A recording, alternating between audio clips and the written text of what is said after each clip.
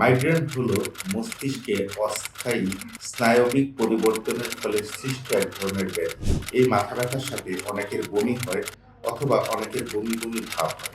এই সময়টাতে অনেক রোগী আলো এবং শব্দ সহ্য করতে পারে না। আসসালামু আলাইকুম, আমি ডাক্তার সাদাত শারেক রহমান, সহকারী অধ্যাপক নিউরোলজি।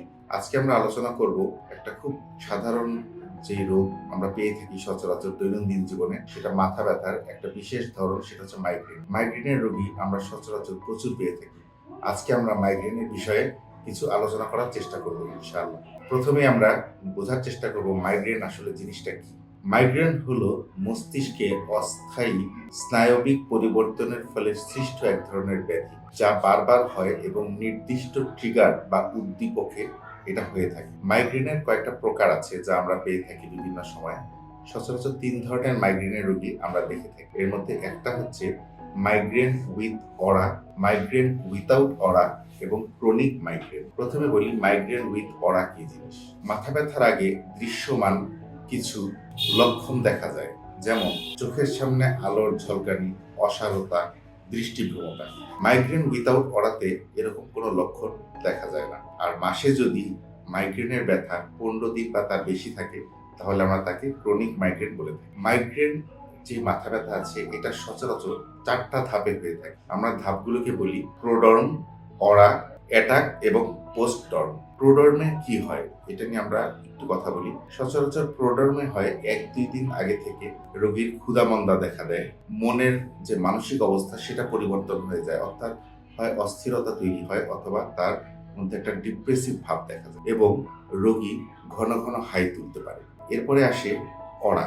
অরা যে মাইগ্রেনে থাকে সেসব রোগীদের ক্ষেত্রে আমরা যা দেখি তার মধ্যে অন্যতম হলো চোখের সামনে রোগী আলোর ঝলকানি দেখতে পায়, কথা জড়িয়ে যাওয়ার একটা প্রবণতা তৈরি হয় এবং অনেকে এই কমপ্লেনটা করে যে অঙ্গ অসাড় লাগে। সবচেয়ে তীব্র জিনিস যেটা সেটা হচ্ছে মাইগ্রেন অ্যাটাক। এটা হচ্ছে মাইগ্রেনের মূল জিনিস। এই সময় একটা রোগী উনি কমপ্লেন করেন যে তার তীব্র মাথা ব্যথা শুরু হয়। তীব্র এই মাথা ব্যথার সাথে অনেকের বমি হয় অথবা অনেকের বমি বমি ভাব হয়।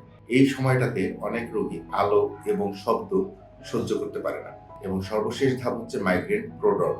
এই সময় রোগী ব্যথার পরে এক ধরনের ক্লান্তি অনুভব করে এবং কোনো কিছুতে মনোসংযোগ ঘটাতে তার সমস্যা হয়। এখন আমরা আলোচনা করব মাইগ্রেনের সম্ভাব্য ট্রিগার বা উদ্দীপক, অর্থাৎ কি জিনিসের মাধ্যমে একজনের মাইগ্রেনের অ্যাটাক হতে পারে। প্রথমেই আছে মানসিক চাপ বা উদ্বেগ, এরপরে আছে ঘুম।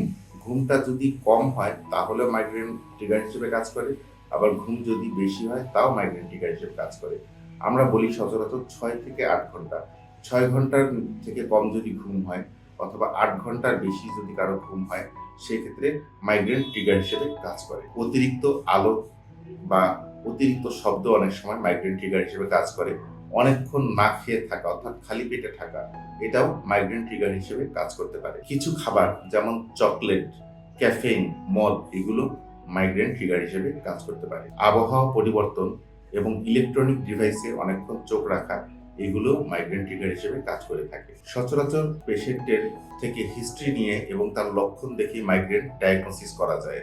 তবে বিশেষজ্ঞ চিকিৎসক যদি মনে করেন তার সন্দেহ আছে, সেক্ষেত্রে তিনি সিটি স্ক্যান অথবা এমআরআই করে কনফার্ম করতে পারেন। মাইগ্রেনের চিকিৎসাকে আমরা 2 ভাগে ভাগ করি, একটা হচ্ছে অ্যাবর্টিভ এবং একটা হচ্ছে গিয়ে প্রোফাইলেক্টিভ। অ্যাবর্টিভ ট্রিটমেন্ট বলতে আমরা বুঝি যখন তীব্র মাথা ব্যথা হয় তখন যেসব ওষুধ আমরা ব্যবহার করে ব্যথা কমানোর চেষ্টা করি। আর প্রোফাইলেক্টিভ বলতে আমরা বুঝি সেসব ওষুধ যেসব ওষুধ রেগুলার সেবন করলে রোগীর মাইগ্রেনের ব্যথা ওঠার সম্ভাবনা কম থাকে। অ্যাবর্টিভ ড্রাগের মধ্যে আছে পেইন কিলার, যেমন এনএসএআইডি আমরা বলি, প্যারাসিটামল আছে, ট্রিপটানস আছে। এগুলো আমরা ইউজ করি মাইগ্রেনের অ্যাবর্টিভ ট্রিটমেন্ট হিসেবে, অর্থাৎ যখন ব্যথা উঠবে সেটা কমানোর জন্য আমরা এইসব ওষুধ দিয়ে তার ব্যথা কমানোর চেষ্টা করে থাকি। আর প্রতিরোধমূলক ওষুধ হিসেবে আমরা ব্যবহার করি beta blockers, antidepressant drug, anti seizure medication এবং আরো বিভিন্ন ড্রাগ। মাইগ্রেন প্রতিরোধে আমরা কি করতে পারি? নিয়মিত ঘুমের অভ্যাস করতে হবে, পর্যাপ্ত পানি পান করতে হবে, মানসিক চাপ নিয়ন্ত্রণ করতে হবে, নির্দিষ্ট যেসব খাবারের কথা বলা হয়েছে তা এড়িয়ে চলা, ক্যাফেইন নিয়ন্ত্রণ করা এবং সর্বোপরি নিয়মিত ব্যায়াম করা। কখন আমরা ডাক্তারের কাছে যাব? মাসে 3 অথবা 4 বার যদি তীব্র মাথা ব্যথা হয়, যেটা মাইগ্রেন হিসেবে ধরা হয়, তাহলে আমরা চিকিৎসকের পরামর্শ নিব। আমরা যেসব ওষুধ খেয়ে মাইগ্রেনের ব্যথা কমানোর চেষ্টা করি, যদি সেসব ওষুধে আমাদের ব্যথা কমছে না অথবা কমতে দেরি হচ্ছে, সেক্ষেত্রে আমরা ডাক্তারের কাছে পরামর্শের জন্য অবশ্যই যাব। হঠাৎ করে ব্যথার মাত্রাটা যদি পরিবর্তন হয়, যেমন আগের মাসে যে ব্যথা হয়েছিল এখন তার থেকে ব্যথা অনেক বেশি হয়েছে, অথবা আগে বমি হতো না অথবা কম হতো কিন্তু এখন অনেক বেশি বমি হচ্ছে, অথবা আমাদের জ্ঞানের মাত্রা কমে যাচ্ছে, অর্থাৎ রোগী কখনো বলছে যে সে অজ্ঞান হয়ে যাচ্ছে অথবা মাথা ঘুরিয়ে পড়ে যাচ্ছে, এরকম যদি কোনো উপসর্গ থাকে অবশ্যই দ্রুত বিশেষজ্ঞ ডাক্তারের পরামর্শ নেওয়া উচিত। সর্বোপরি আপনাদের যদি নির্দিষ্ট লক্ষণ, ট্রিগার বা ব্যবহৃত ওষুধ সম্পর্কে কোনো প্রশ্ন থেকে থাকে তাহলে আমার সঙ্গে যোগাযোগ করলে আমি আপনাদের উপকার করার চেষ্টা করতে পারি। আমি ডাক্তার সাদাত সারেক রহমান, সহকারী অধ্যাপক নিউরোমেডিসিন। আমি প্রতি বৃহস্পতিবার রোগী দেখছি ইসরাত জাহান স্পেশালিস্ট হসপিটালে বেলা 2:30টা থেকে রাত 8টা পর্যন্ত। আপনাদের উপকার করতে পারলে আমি নিজেকে গর্বিত মনে করব। ধন্যবাদ।